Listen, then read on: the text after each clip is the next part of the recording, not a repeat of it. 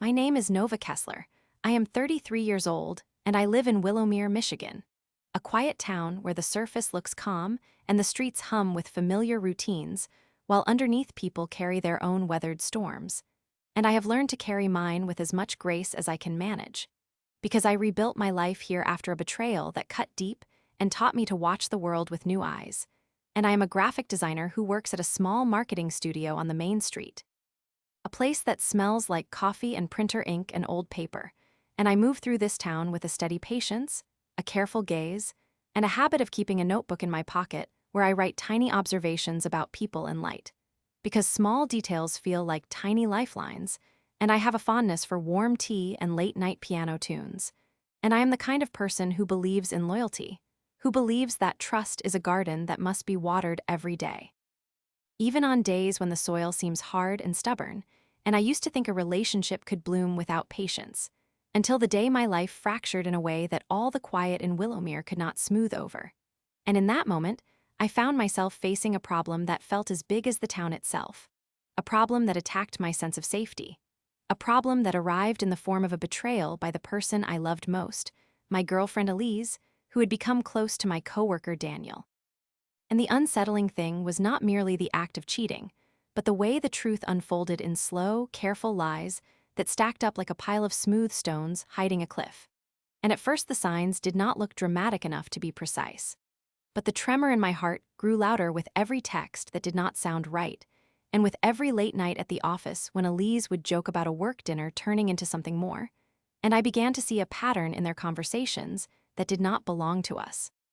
A pattern that whispered of secrecy and double lives, and I could feel the ground shift beneath my feet, as if a sudden frost had entered the room and turned the air cold. And I realized that my life in Willowmere was about to change in a way that would test every rule I had ever lived by. And the question that rose up inside me was not merely what to do next, but who I would become when the bridge between trust and truth burned away. Who I would be when the light of my past relationship grew dim, and I had to face the long corridor of consequences that followed the moment I learned that Elise and Daniel had shared more than a few laughs during lunch breaks. And I am not a dramatic person by nature. I am a person who tends to measure things, to weigh choices, to think through consequences in slow, careful steps. And yet that morning, after the worst night of my life, I found myself standing in the doorway of the apartment I shared with Elise. The apartment that suddenly felt like a stage I no longer knew how to perform on. And I packed my essential things with a steady rhythm that surprised even me, careful not to let anger sprint ahead of me, careful to hold on to the small dignity I had left, because in Willowmere even heartbreak deserves a certain decency. And I did not want to give anyone in that town a reason to gossip about a scene that should be handled with quiet resolve. So I left a note on the kitchen counter that I did not intend to read aloud to the world. I simply told Elise that I needed space, that I would not be able to stay. And I closed the door with a sound that echoed through the hallway like the final note in a song that does not end neatly. And I did not look back, because I did not want to become a person who begs for justification when the truth has already shown its face. And that night I slept at a friend's place because I could not bear the emptiness of my own bed. And by the next morning the reality had sharpened into a decision. I would end things with Elise completely. I would block her from every path of contact. I would distance myself from the toxic pull of what had happened. And I would start the long process of healing, even if the pain still burned through my chest like a cigarette left burning in a dark corner. And after that first stormy day, I stood up straight again and walked away from the apartment that had once been a home. And I told myself that I would reclaim the life I deserved by reclaiming the space around me. And I began to think about how to protect my own well-being. And that was when the second storm came in the form of Daniel, my coworker, who had become a symbol of the betrayal I could not yet unsee. Because on the very first day back at work after the truth broke into the office like bad weather, during the lunch break in the break room he pulled me aside, and I expected apology and a quiet confession. But instead he looked at me with a strange calm and told me with little pretense that he did not intend to apologize, because he liked Elise, because he enjoyed the way she listened to him and made him feel seen. And in that moment the room grew small, and the air felt hot as I stood there with my coffee in my hand and heard him say those words, and I wanted to hit him. I wanted to shove him away from the place where I earned my paycheck and where I trusted my colleagues to be decent people. But I did not. I breathed through the anger, and I spoke in a careful voice that did not betray the tremor in my hands. I told him that he could have Elise if that was his choice. And I added that I would be speaking to the Human Resources Department, and I said it with a quiet finality that felt like a line drawn in sand. Because I knew that choice would force him to face consequences and would force us all into a new reality where boundaries would have to be respected. And when I walked away that day, the ache in my chest did not vanish, but the power inside me shifted a little. A small but real shift that said I would not let this define me. I would not let the betrayal tell me who I am, and I began to seek a new rhythm in my life, not only to survive but to grow. And so I asked the company to relocate me away from Daniel, not to punish him, but to protect my own sense of peace, and to preserve the delicate balance I needed in order to keep working without turning every hallway into a battlefield. And the management listened and began to work on a plan to transfer Daniel to a different team, to keep us from sharing the same projects or the same meetings for the time being, and I waited with a patient grip on my own future as they moved pieces on the board, which felt odd because I had never trusted the board to decide much of my life.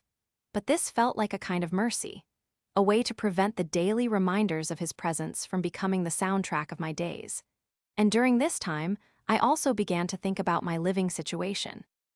Because the memory of Elise haunted the apartment like a winter shadow, so I found a small studio not far from the river where the water keeps its secrets, and I signed a lease and moved my things with a careful speed, choosing a space that would be mine and mine alone, a space that could hold my quiet rituals and a sense of safety.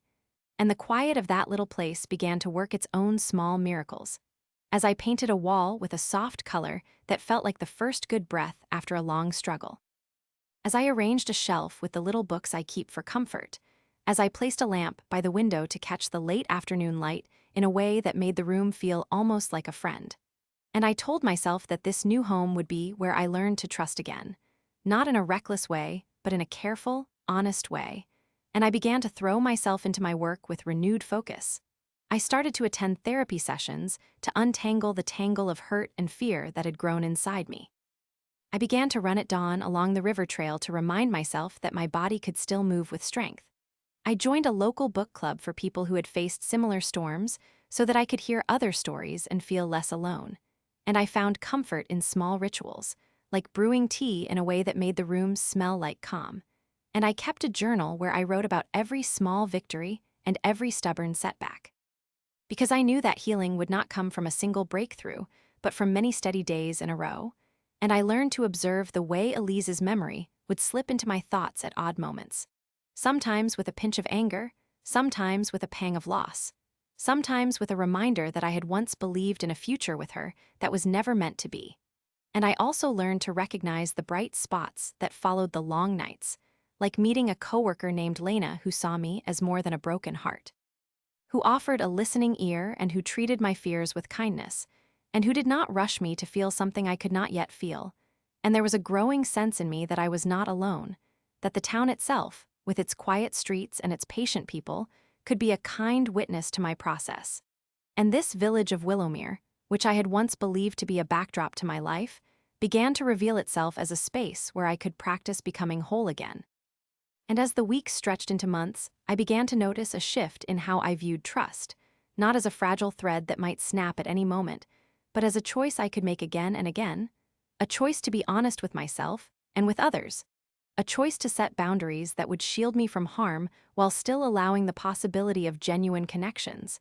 And there were small but telling signs of progress, such as a day when I did not think about Elise for an entire morning, or a moment when I stood up to a discomforting rumor at work with a calm voice and a clear explanation, or a time when a new project was handed to me, and I found myself handling it with a calm efficiency that surprised even my own judgment. And those moments began stacking up like bricks in a wall that I was building around my heartbeat, a wall that would protect me but would also let light in. And I realized that healing is rarely a dramatic fireworks display, but rather a long process of choosing again and again to stay steady, to honor my own limits, to demand respect from others, and to treat myself with the same care I would offer to a friend who has faced a betrayal as cruel as any storm. And with this new rhythm, I started to feel a different future pulling at the edges of my life. A future that did not erase what had happened, but allowed room for something new to grow. And I began to see a subtle bloom in the way I cared for my work. A new voice in my designs that spoke of resilience and quiet courage. A sense that I could still shape beauty and meaning from the ashes of the old plan. And the more I tended this blooming thread, the more I understood that the real climactic moment in this story was not the moment of confrontation with Daniel or Elise, which had happened in fragments and would always remain part of my past, but the moment when I finally stopped trying to outrun my pain and chose to walk through it, to acknowledge the hurt while still moving forward, to hold on to the truth that I am enough without a partner who cannot honor my heart, and to accept that a town like Willowmere can hold both the echo of betrayal and the seed of a better life at the same time. And then came a small, almost ordinary turning point that felt as significant as any nerve ending being rewired.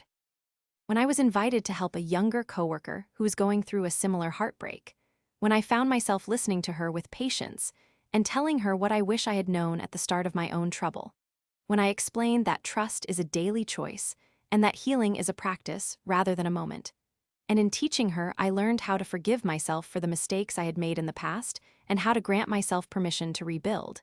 And in that moment, I felt a quiet unlock within me. A sense that the old Nova who believed she could never recover from such a blow was not truly gone, but had merely learned to listen to the later voice. The voice that says I am still here, I am still growing, I am capable of creating a new normal that respects my needs and my boundaries. And the final act of this long story comes when the day arrives that I do not dread the sight of Daniel or Elise in the hallway, when I can walk past them without a tremor. When I can discuss a new project with a coworker without imagining their whispered conversations, when I can tell a friend with honesty that I am building something stronger than fear, when I realize that the problem did not vanish by magic, but transformed into a force that pushes me toward better choices, and I face a last kind of test with a calm I did not possess at the start, I choose not to seek vengeance, I choose not to humiliate anyone. I choose to close the door on the old life in a way that would not drag others into the ruins. I speak with the Human Resources Department, and I request clear professional boundaries and a fresh reporting line that keeps me well away from the toxic echo of the past. I use this final act to rewrite the terms of my own life. I refuse to let bitterness direct my days, and I accept the quiet risk that comes with growing faith in a future I am still allowed to shape. And after that moment, I feel the old weight lift. Not as a grand explosion, but as a gentle relief that settles into my chest and teaches me again the meaning of safety, which is not the absence of pain, but the presence of choices that protect my heart. And so I find a new rhythm of life around the studio and the river and the small circle of trusted friends. A life where I still love Willowmere for its quiet honesty, and where I still love myself enough to remain alone if that is what my soul requires. And in this way, I stand at the edge of a new normal. Not laughably naive, but confidently hopeful. And I realize that the story does not end with the punishment of those who betrayed me, nor with a dramatic public reveal, but with the private victory of choosing to live with truth, healing, and a determination to be the best version of myself that Willowmere has ever seen. And perhaps someday I will tell this story to a new friend who has walked through fire. I will tell them that healing is a patient act, that forgiveness is not the same as forgetting, that boundaries are a gift you give to your future, that the heart can be broken and still beat with stubborn hope. And that is the new normal I reach for every day as I walk along the river trail at dawn, where the light touches the water in a way that makes the town look almost as if it is listening, and listening in return, I learn to listen to my own heartbeat, to the careful breaths I take, to the quiet music that comes from a life rebuilt with care in Willowmere, Michigan. A life that feels now like a window open to the bright air after a long night. A life that belongs to me, finally and completely, and that is how I know I have moved beyond the hurt, not by erasing it, but by letting its ache shape a wiser, kinder, stronger Nova who can still love and still build and still imagine a future worth living.